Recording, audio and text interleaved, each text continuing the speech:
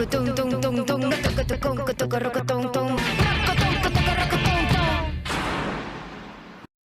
tout le monde, j'espère que vous allez bien, j'espère que vous êtes confortablement installés, mais pas trop non plus, je vous connais. Donc on se lève, on se met en condition, on se motive. Et pour ma part, je vais vous laisser avec ce chant qui est vraiment représentatif pour moi de cette année. Parce qu'on avait tous des rêves, on avait tous des projets et finalement tout ce qu'on voulait faire, tout nous est passé sous le nez. Et on a été déçus, on a été tristes et pour ma part, je l'ai vraiment été. Et j'ai envie de dire que des fois, c'est un petit peu pareil dans notre relation avec Dieu. On fonce tête baissée dans nos projets, dans nos folies, dans nos rêves. Et on n'a même pas pris le temps en fait de demander à Dieu son avis. Est-ce que Dieu est d'accord avec ce que tu fais ? Et des fois on se retrouve du coup triste, peiné, en colère parce que ça ne fonctionne pas et parce qu'on n'est pas tout ne se passe pas comme on voudrait que ça se passe.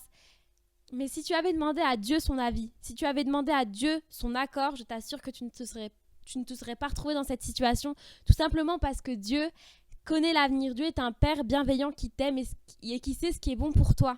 Alors écoute sa voix et non pas la tienne.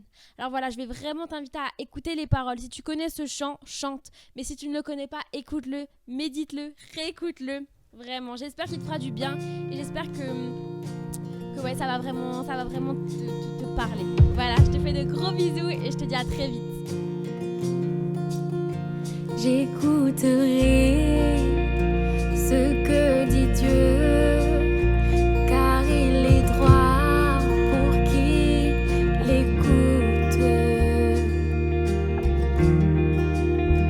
Sa paix divine et surtout ceux qui vont à lui quand vient le doute. Fidèlement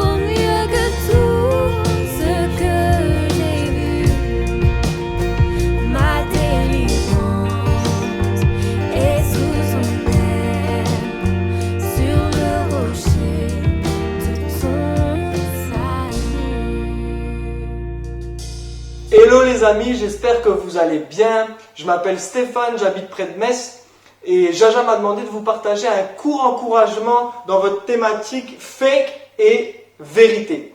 Et j'aimerais vous parler aujourd'hui de l'authenticité. Avec des amis, il y a quelques années de ça, on est parti en Californie, faire le tour de la Californie, visiter des beaux coins naturels, rencontrer des gens et vraiment vivre des bons moments et tout ça. Et dans ce trip, on avait prévu de faire un crochet dans le Nevada pour aller visiter Las Vegas. Et quand on est arrivé à Vegas, on était tout fou. On s'est dit, on va voir des trucs qu'on voit à la télé, dans les séries et tout ça. Et c'est exactement ça. Vegas, c'est comme on voit à la télé. C'est une énorme rue comme ça avec plein d'hôtels, des animations, la journée, la nuit. Ça vit à fond. Et après un certain temps où on a tourné dans Vegas, on a visité un petit peu et tout ça, on s'est réunis comme ça et on a partagé un même sentiment. En fait, on avait l'impression que tout était fake à Vegas, que tout était faux. Là-bas, tu peux faire semblant d'être riche en louant une grosse voiture juste pour faire l'aller-retour, faire semblant d'être populaire en louant des femmes et tout ça. Même les bâtiments là-bas sont faux. Parce que c'est des reproductions de la Tour Eiffel, de Venise, du Colisée, tout ça, plein de reproductions et tout ça, et ça a vraiment un côté fake. Et on a confronté le côté fake, le mensonge de Vegas, avec la réalité de toutes les belles choses qu'on avait vues juste avant en Californie. Et ça a créé en nous un sentiment comme ça de juste vouloir prendre nos distances. On n'est pas resté plus de 2 jours à Vegas et on a continué notre trip. J'aimerais te dire que le manque d'authenticité nous pousse souvent à prendre nos distances. Adam et Ève, par exemple, étaient tout nus dans le jardin d'Éden. Ils étaient à poil, authentiques, vrais devant Dieu et l'un devant l'autre. Mais au moment où ils ont désobéi, la première chose qu'ils ont faite, c'est qu'ils se sont cachés. La deuxième chose, ils ont commencé à se confectionner des habits, des vêtements avec des feuilles de figuier. Comme un voile, comme un masque qu'ils se sont mis pour se cacher. Et ce manque d'authenticité les a éloignés, séparés de Dieu et séparés l'un de l'autre. Ils n'étaient plus tout nus, ils n'étaient plus authentiques devant Dieu et devant l'autre. Le manque d'authenticité te pousse souvent à prendre tes distances envers Dieu et envers les autres. Et j'aimerais te faire réaliser que c'est exactement ce que la culture d'aujourd'hui nous pousse à faire. La culture d'aujourd'hui, elle nous pousse à créer cette image, ce vêtement en feuille de figuier comme Adam et Ève. C'est pas un vêtement, c'est un masque, un voile qu'on va confectionner. On va mettre tous nos efforts et performer pour créer cette fausse image de nous qui va satisfaire les exigences de tous ceux qui sont autour de nous. Cette fausse image de nous qui va satisfaire les exigences de ceux qui nous suivent sur les réseaux sociaux. Le problème, c'est que cette fausse image de nous, elle est décalée par rapport à la réalité de qui on est vraiment.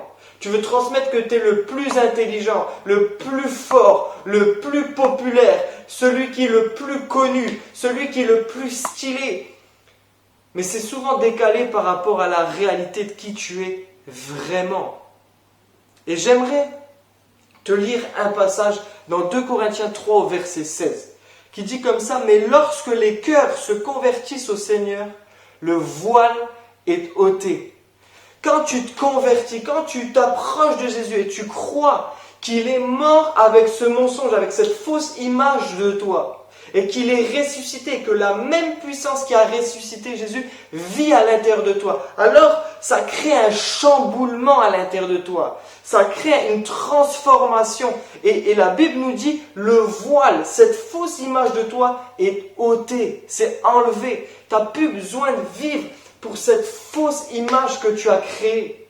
Mais le voile est ôté. Et le verset juste après, il dit, dans le verset 17, « Or le Seigneur, c'est l'Esprit. Et là où est l'Esprit du Seigneur, là est la liberté. » Quand tu crois en Jésus, tu mets ta foi en Jésus et que l'Esprit de Dieu habite à l'intérieur de toi, alors il vient te communiquer la liberté. Il vient te communiquer la vie et la liberté. Et tu n'as plus besoin de vivre pour cette fausse image de toi. Et c'est plus cette fausse image de toi qui va définir qui tu es, mais c'est Jésus à l'intérieur de toi qui va te faire devenir qui tu es en lui.